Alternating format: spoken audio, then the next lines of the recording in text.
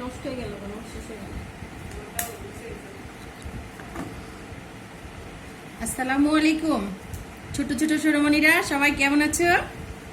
আলহামদুলিল্লাহ খুব ভালো আছো। আমিও আলহামদুলিল্লাহ ভালো আছি। আমি কোন মিস বলতে পারো তোমরা? হ্যাঁ, আমি Asmaul Husna miss, light fair school Shahzadpur শাখা থেকে বলছি। ওকে, আচ্ছা শোনো, আমাদের আজকে কি ক্লাস হবে বলো তো? গণিত ক্লাস হবে? হুম, আজকে আমাদের বাংলা ক্লাস।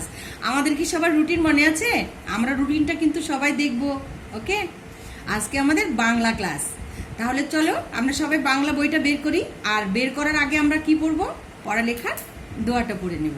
ওকে, সবাই বলো আমার সাথে, রব্বি জিদনি ইলমা। রব্বি জিদনি ইলমা।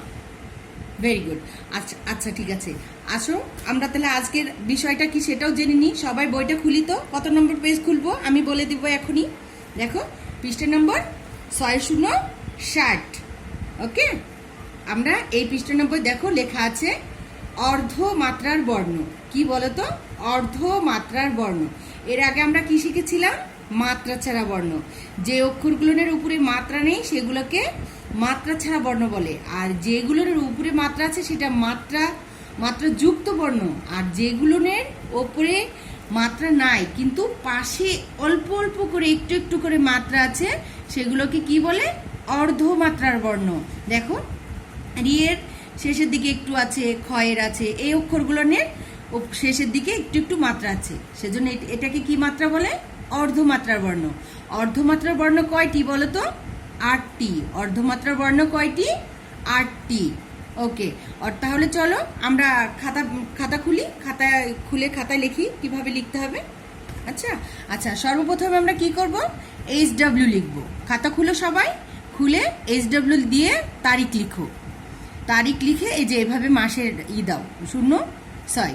ওকে, এরপরে আমরা প্রথম লাইনে লিখব অর্ধ মাত্রার বর্ণ লেখো। ওকে, প্রথম লাইনে লিখব, লিখে আমরা এক লাইন বাদ দিব। বাদ দিয়ে আমরা একটা ঘরে কি করব? 4টা ফোঁটা দিয়ে নিব। তারপরে আবার 3 ঘর বাদ দিয়ে আবার 4টা ফোঁটা দিয়ে নিব। দিয়ে আমরা অর্ধমাত্রার বর্ণগুলো লিখে ফেলবো। ওকে, আচ্ছা আসো তাহলে লিখি। আমরা প্রথমে কি লিখবো বলো তো? রি। কি লিখবো? রি। রিটা কিভাবে লিখতে হয় দেখো। রিটা আমরা গোল করব, গোল করে এমন করে চলে যাব, এভাবে আসবো, এভাবে এসে এই যে এটা কি বলতো? রি। আর এই যে একটু মাত্রা দিলাম, এইটাই হচ্ছে অর্ধমাত্রা বর্ণ, রি। এরপরে কি আছে? খ। খ দেখো, খটা এই যে এভাবে লিখবো আমরা। ওকে, ক্ষয়ের শেষে একটু দিয়ে দিলাম, তাহলে কি হয়ে গেল? অর্ধমাত্রা না? খ, রি খ। এরপরে কি বলতো? গ। গটা দেখো, গটা আমরা কিন্তু অনেকে একটু পচা করে লিখি, কিন্তু সুন্দর করে লিখবো আমরা। একের মতো করে দেখো, একের মতো করে এভাবে করে নিব, করে নিয়ে আবার উপর থেকে এভাবে করে আমরা এভাবে টানবো, তাহলে এটা সুন্দর একটা গ হয়ে যাবে, স্মার্ট গ হয়ে যাবে। তাহলে এটা কি হলো? গ। তারপরে কি? মূর্ধন্য ন। মূর্ধন্য ন গোলটা হচ্ছে মাঝখান থেকে দেব, দিয়ে হাতটা একদম ওই দাগের সাথে ভিড়াই, এভাবে নিয়ে এসে এই উপর থেকে দাগ টেনে সোজা নিচে টেনে এই যে একটু মাত্রা দিয়ে দেব, তাহলে এটা কি হয়ে গেল? মূর্ধন্য ন। তাহলে রি খ গ মূর্ধন্য ন। এরপরে কি বলতো? থ। থয়ের গোলটা আমরা কি করব? ঘরের মাঝখান থেকে নেব, নিয়ে হাত উপরে উঠায় এইভাবে নিয়ে আসবো, এরম একটু বাঁকা দেব, দিয়ে এরম উপরে চলে যাব। ওকে, আমরা কিন্তু সব অক্ষর দেখছো একটু একটু উপরে উপরে মাত্রা, উপরে দাগ চলে যাচ্ছে। এভাবে মাত্রাটা দিলে অর্ধমাত্রার বর্ণগুলো দেখতে অনেক স্মার্ট লাগে। বোর্ড বই আছে, এটা হচ্ছে থ। এরপরে কি? ধ।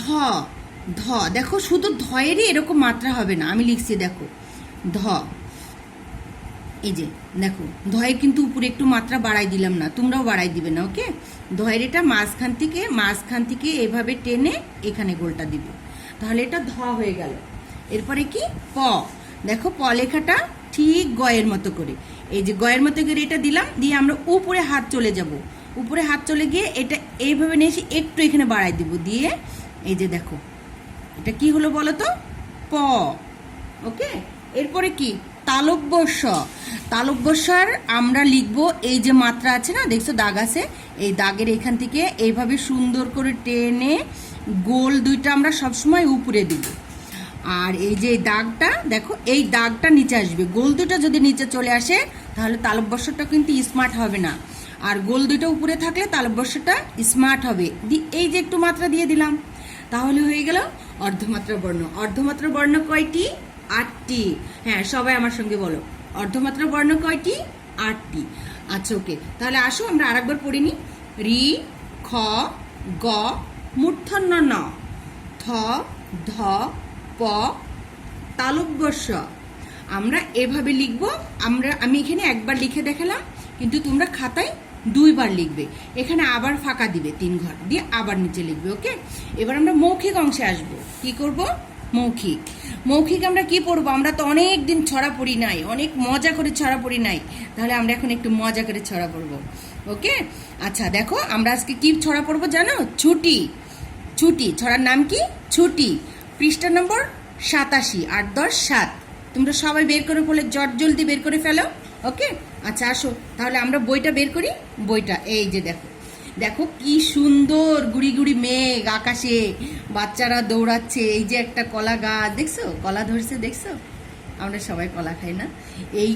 এইগুলোনের মাঝেই তোমার হচ্ছে এই পড়ার যে ছড়াটা পড়বো না, এই ছড়াটা পড়ার কথার সাথে কিন্তু এইগুলোর মিল আছে, সেই জন্য এই যে পিকচারগুলো এঁকে দিছে। ওকে, আসো তাহলে সবাই আমরা একটু মজা করে কিন্তু পড়বো, যাতে আমাদের একদিনে পড়াটা মুখস্থ হয়ে যায়। একদিন যদি না হয় 2 দিনে কিন্তু পড়াটা মুখস্থ করবো। মনে থাকবে সবার?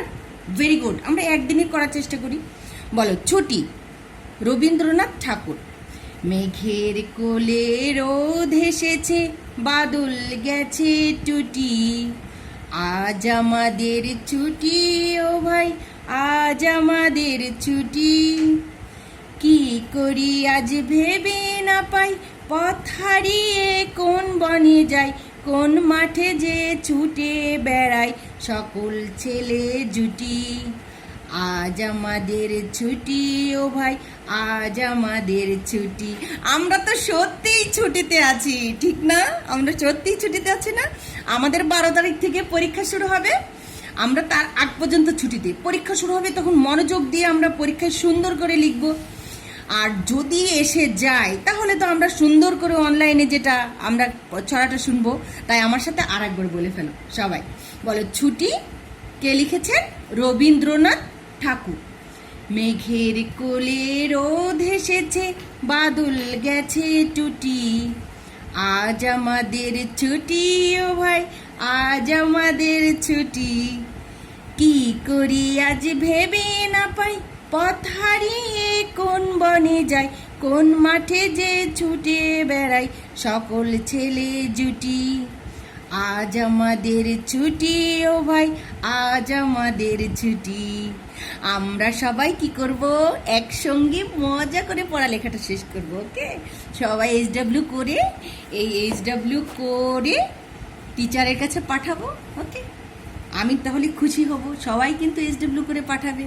ওকে, আচ্ছা সবাই ভালো থেকো, আমিও ভালো থাকবো। আসসালামু আলাইকুম, আল্লাহ হাফিজ।